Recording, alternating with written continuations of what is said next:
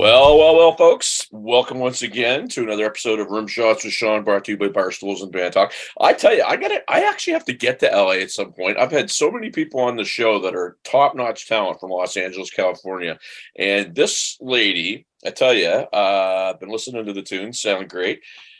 We have, and we'll explain. She's not beat up, man. She wasn't a wicked Halloween party. No, she's You all should be good. the We other have. guy, man. You should Yeah, be the that's other right. guy. I might have been the other guy, but Shiah Luna, all the way from Los Angeles, California. How you doing?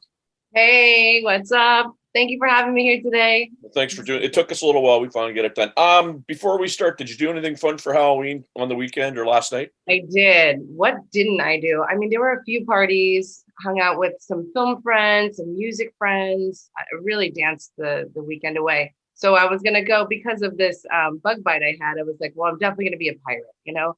Let me lean into that. So I did that, and then people kept calling me Nelly like the last few, I mean, gosh, days to a week.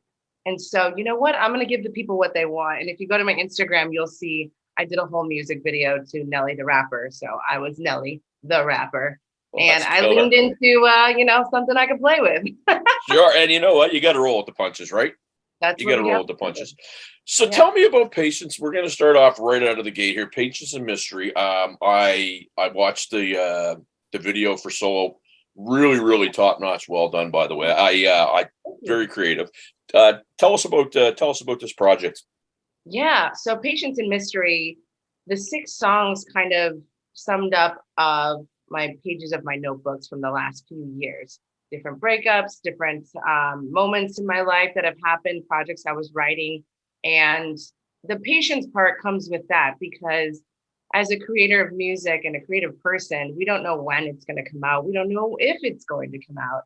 And I think that's the beauty of being a creative artist is when we find patience throughout the process. That's when the magic happens, and then a surprise later can happen in your life where you're like, oh, I didn't expect the song to go on this project. I thought I was writing this for a TV show. Right. And then now it's mine, and now I get to embrace it and put my story into it. So 4 of the songs were from my pages of my notebook is what I call it. Basically, I had been doing living room sessions and singing to friends for years, but didn't really have the funding to manifest the actual EP. And then once I got that and got in the studio, of course, that's when more magic happens. And I started creating with Chapters. They are an amazing producing duo.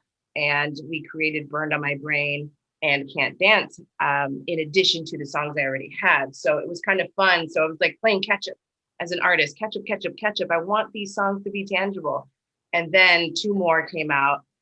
And honestly, I could have kept going. I honestly, I think that's the exciting part is when you're in that studio mode that it continues, but then you have to cut it off at some point Right. for multiple reasons. But And a lot of people yeah. don't realize that, recording and playing live. I mean, even people that have been musicians for years, if they haven't had a lot of recording experience, they're totally different beasts, right? Yeah. Before you, I guess when you were leading up, and you said, this is the pages of your notebook. Was any of this, I guess, related or taking place when everybody kind of was told they couldn't do anything for those last 2 years? Right. I know. Actually, yeah, I would say Burned on My Brain was a new love that I found through the pandemic. And so it was actually very sweet and sincere, almost like high school dating, like meeting up at a park. So I went through a breakup in the beginning of the pandemic and then started dating again, but it felt very sweet. I can call it very sweet in high school. And that's when Burned on My Brain. I wrote that during the pandemic, and then Can't Dance was just like, I mean, gosh, how many people were dancing throughout this pandemic? I think people discovered moves they never knew they had. Yeah, sure. I like, and you mentioned that. I'd like to get your take on this because, certainly I found, I'm a musician. I play in 2 bands. I'm working on an album. I record Yeah. for people. Music was the one thing that got everybody through, but everything opens back up and we're still sort of treated as the ugly second cousin in the corner. I don't necessarily think it's kind of like, yeah, you got us through, but now we're going to put you back to where you were. Are you finding that out there? Well, I am surrounded by great venues here in LA. So I have done a few shows and I go out and see musicians at least once a week, sometimes twice. So in a way, I feel like everything's back, but I can see how some people could sense that. Right.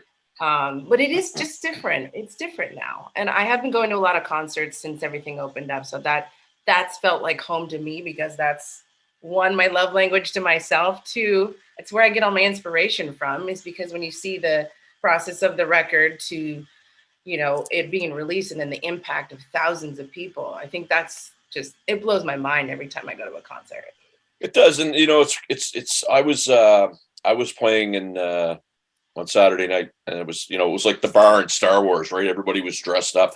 I'm trying to get through the crowd to get a drink to go and play the last set because we had to do two sets, and I'm just sitting there going, man, oh man, a year and a half ago, this is unthinkable. People were in masks, we're 6 feet apart, Yeah. and now you're right. The vibe seems like it's back again. It's back.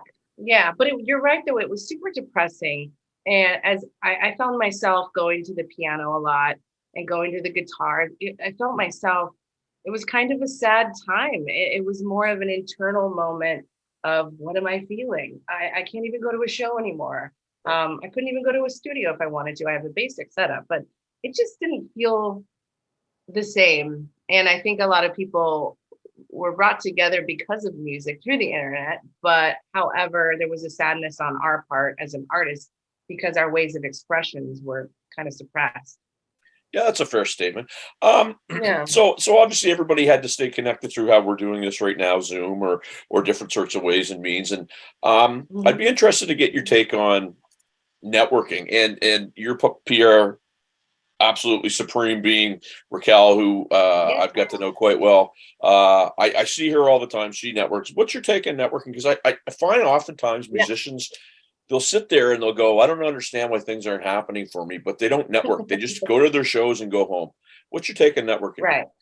I think the word network is what scares people away because it's like, I'm here to network, Right.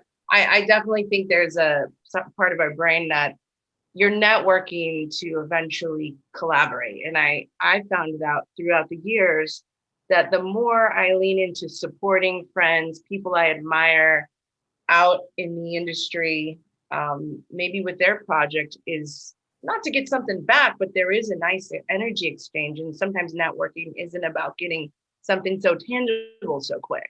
You're building your brand, you're building friendships, and you're possibly building collaborations and opportunities. So my take is, well, I am kind of a social butterfly. I'm an introverted extrovert. So when I'm home, I'm very like, goodbye. I'm going to go in my cave for a long time. Yeah. And then when I'm out, I really I love people. I love artists. So I just kind of throw myself into networking, as you could call it, Right.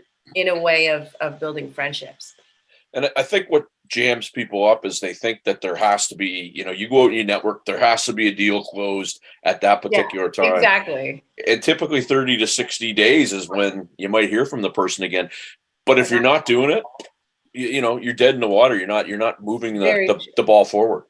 Yeah, I think it's very necessary to get out there because especially if you want to do what maybe some other people are doing, some other artists are doing, you definitely got to get out of your house and then follow up. I mean, Instagram, Facebook, all of these mediums are incredible. And I find out that every time I post something, I swear to you, I'll either get a DM about an opportunity or a project. You're like, hey, Shiah, I thought of you for this role. Or, hey, do you want to collab? Do you have any vocals to send? So it just kind of happens if you keep building and not expect something right away.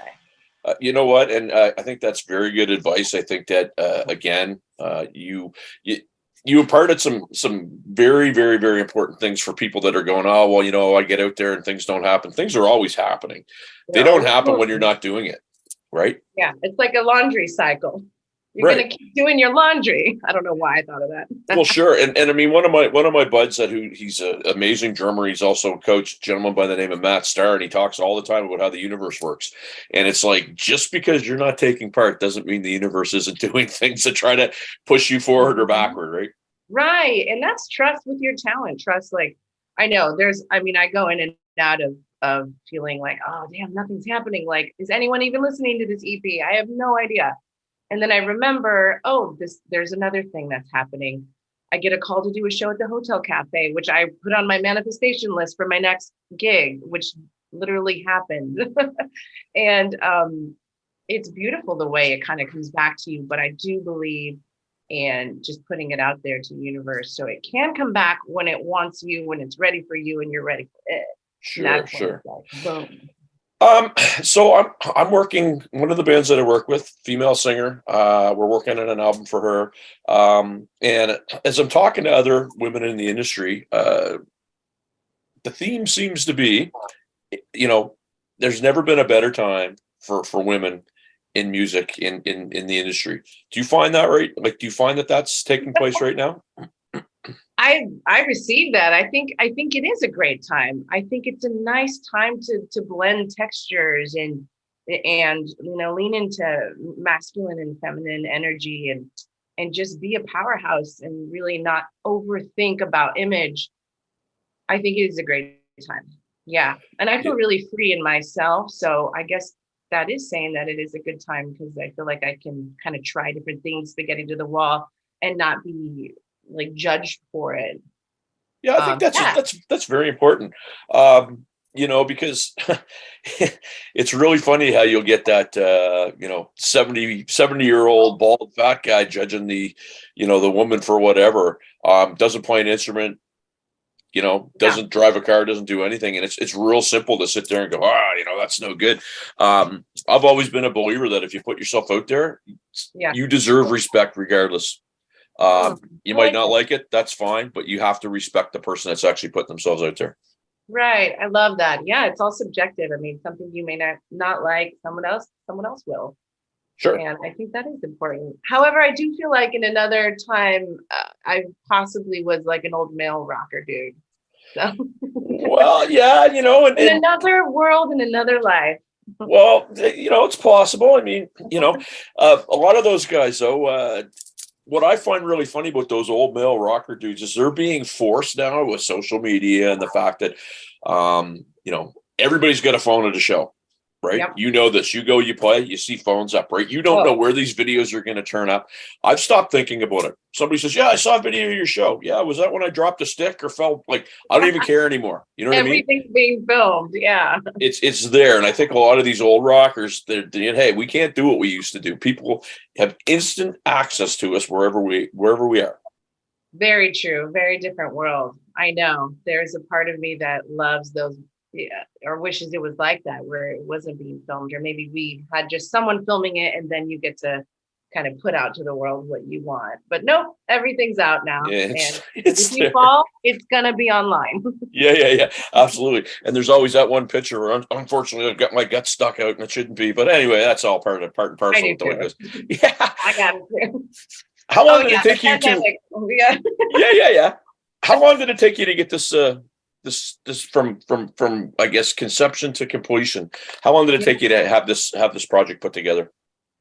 Oh gosh, it's hard to answer that question because I mean, like even Hurricane Piano started, I think, in 2017. I really took my time. I was on a huge acting journey and I wasn't pushing music at all. So I was kind of letting the songs just kind of marinate and write itself. And even the guitar line for One of Those Nights was written, like, gosh, in 2016, but I didn't actually write the song till later, a few years later. But I got this studio for execution actually a little more than a year ago, and I did a song a month, and it was perfect timing. Wasn't rushed. Obviously, I wanted to go quicker, but life throws curveballs. Life throws curveballs at you, sure. And things happen, so it got pushed a little bit. But I'm just glad it's out. So a good solid year for it to be recorded, mastered, and released properly. No, for sure. You know what? We're gonna take a break. We're gonna flip back for segment 2. I want to cover more of the music, but you've got a lot on the go with acting, and I want to have a little bit of fun in the next segment. I'm in good old Halifax, Nova Scotia. I don't know if you know exactly where that is or not. East coast of Canada. If I go and I stand down by the harbor, I can almost see England. That's how east I am. Oh, wow. I'm kidding, but But there's a lot of ties between where I am and where you are in terms of the acting world. So we're going to cover that, but I want to next segment cover what you're doing, and we'll be back. Can't wait.